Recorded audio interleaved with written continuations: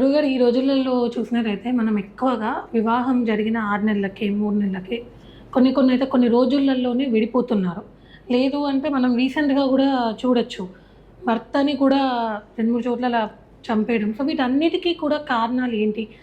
జాతకంలో ఉన్న దోషాలేనా? చాలా మంచి ప్రశ్న వేసామమ్మా.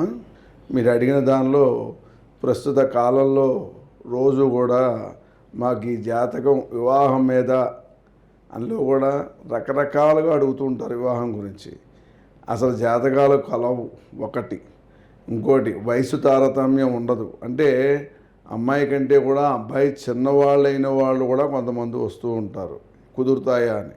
2, ఇంకోటి ఏంటంటే అసలు వాళ్ళకి జాతకం కుదరకపోతే కుదిరేటట్టుగా ఏమైనా రాస్తారా అనేది ఇంకొకటి.